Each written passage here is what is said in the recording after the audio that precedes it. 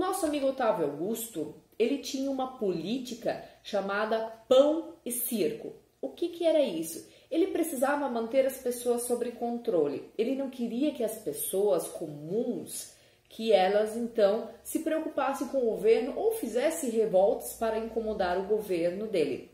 Então ele criava diversões para as pessoas, os anfiteatros e os circos.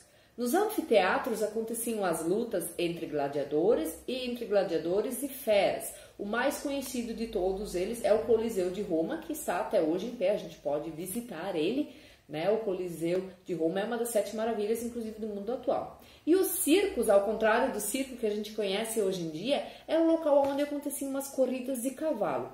Quem participava dessas corridas de cavalo eram escravos, porque você não ficava em cima do cavalo, você ficava atrás, dentro de uma, como se fosse uma mini charrete, você ficava ali dentro, você tinha que se equilibrar. E se você vencesse a corrida, você e sua família era liberta. Então os escravos faziam de tudo para vencer. Se alguém no meio do caminho se machucasse, caísse, enfim, os outros não paravam, simplesmente passavam por cima.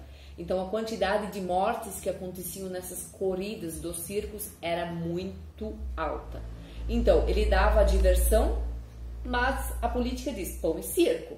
Qual é a parte do pão? Ele dividia a plateia em cores. Os pobres não precisavam pagar, eles tinham acesso gratuito a esses espetáculos. E conforme aquele cavaleiro vencia, ou conforme aquele gladiador vencia, aquela parte da plateia ganhava como um prêmio uma alimentação, um pão, uma fruta, né? Às vezes até uma coisa um pouco mais incorporada. Então ele dava a diversão, a alimentação ao povo, e aí o povo não se preocupava com o governo e deixava ele governar à vontade, tá? Uma boa estratégia. As habitações romanas, nós temos 2 tipos de casas romanas. As insulares eram as casas de pobre, como se fosse um cortiço, muitas pessoas morando juntas, em quartos pequenos, muitas pessoas lá dentro, não tinha banheiro, era muita sujeira, era insalubre, muitas pessoas ficavam doentes, enfim, não era nada agradável morar num lugar desse. E aí, quem tinha dinheiro, quem eram os ricos, as famílias patrícias, então moravam nos domos, tá? Que eram casas que até no meio da casa tinha as famosas casas de banho, que hoje em dia é muito parecido com uma piscina que a gente tem, mas na época eles usavam para se banhar. Tinham jardins internos, diversos quartos, era uma coisa enorme, gigante, linda, tá? A religião romana. Roma adquiriu muita coisa da religião grega quando ela conquistou os gregos, mas eles ampliaram um pouco a visão religiosa deles. Então, por exemplo, eles acreditavam que as divindades não poderiam ser só deuses em formato de pessoas.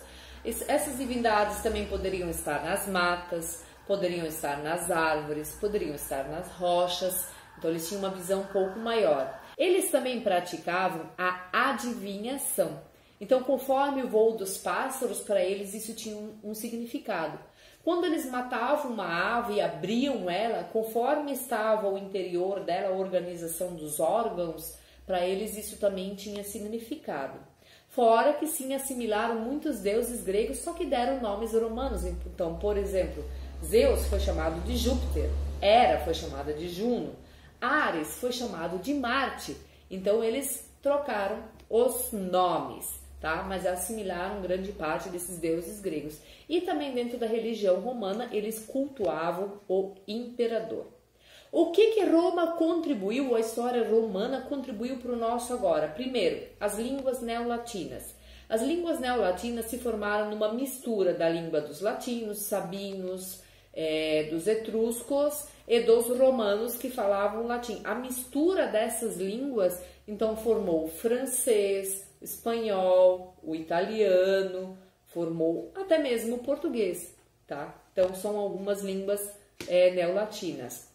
A engenharia romana, eles eram muito bons na parte da engenharia. Eles criaram casas de banho, criaram estradas extremamente retas, iguaizinhas, que você ia do começo ao fim, você ia medir, elas tinham exatamente a mesma distância, tá? Então eles eram muito bons. E os famosos aquedutos, que eram canais que levavam água para a cidade de Roma. Pensa, uma cidade com 1 milhão de habitantes precisa de muita água. Então esses aquedutos, eles eram túneis, né, com canos formados então para levar a água para a cidade de Roma, e que conforme eles iam vindo, havia uma descendência, descia-se um pouco mais o nível dos canos para que a água tivesse pressão e chegasse até a cidade. E fora o direito romano, então o primeiro código civil foi criado pelos romanos, depois foi adotado por diversos países no mundo, inclusive o Código Civil brasileiro é baseado no Código Civil romano. Aí nós temos um personagem muito interessante nessa história, que é Jesus Cristo. Indiferente da religião de qualquer uma, a gente não discute religião aqui, mas dentro da história de Roma fala-se sim sobre Jesus Cristo, que ele foi uma pessoa que nasceu em Belém, que era uma província romana, próxima a Jerusalém, e ele nasceu na época em que Otávio Augusto, então, era imperador romano. E ele foi acusado pelo imperador romano de pregar contra as autoridades, e ele acabou sendo crucificado. Essa história, para quem é cristão, já sabe. Mas os apóstolos dele, o Pedro e o Paulo, eles continuaram com as pregações, com as ideias, então, que Jesus Cristo tinha formado. E aí, então, uma multidão de pessoas começou a seguir essas ideias, começou a seguir esses apóstolos, começaram a pregar por diversas partes de Roma, e aí começou a surgir a religião cristã. Religião cristã é todas aquelas congregações que acreditam que Cristo tenha existido. E aquilo foi se expandindo por dentro da Itália, foi se tornando muito grande.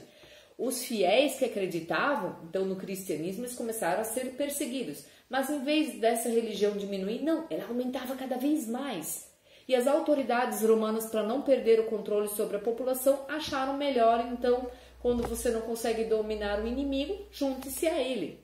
Então, os próprios imperadores romanos acabaram se convertendo ao cristianismo para quê? Não porque eles eram a favor do cristianismo, mas para poder manter a população sob controle. Porque se o rei também é cristão, opa, o rei está do nosso lado.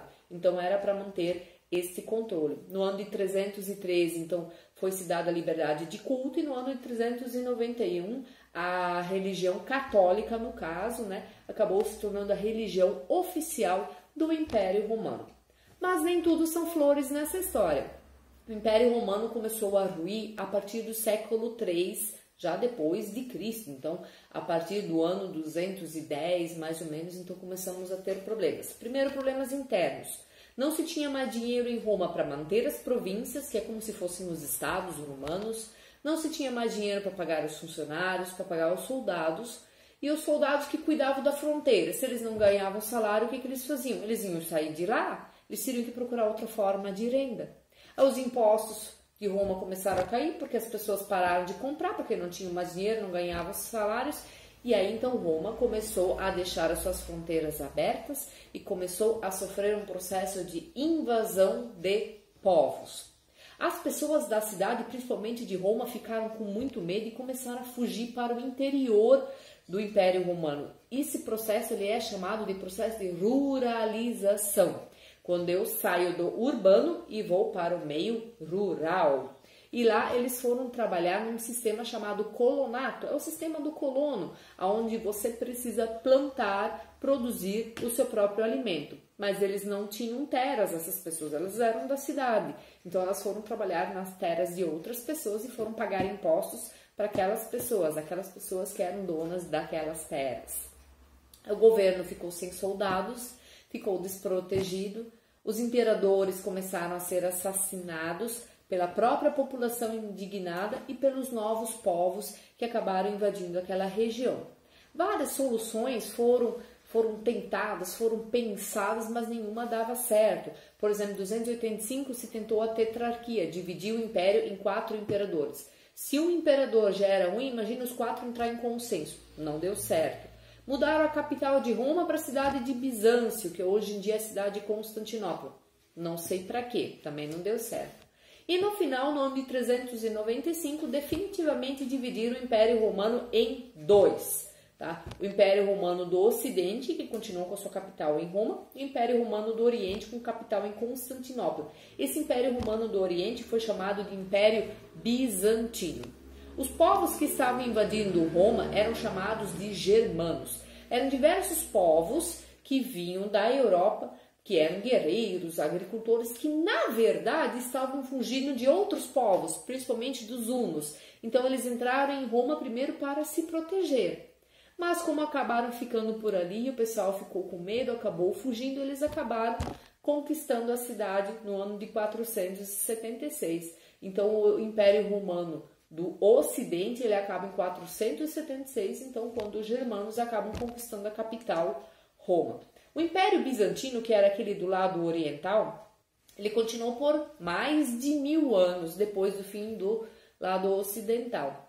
A capital Constantinopla, que atualmente se chama Istambul, que é a capital da Turquia, então ela continuou sendo a capital e ela é uma cidade que fica exatamente entre dois continentes, entre a Europa e a Ásia. Então, se eu estou aqui na Europa e eu quero seguir para a Ásia, eu preciso passar por Constantinopla.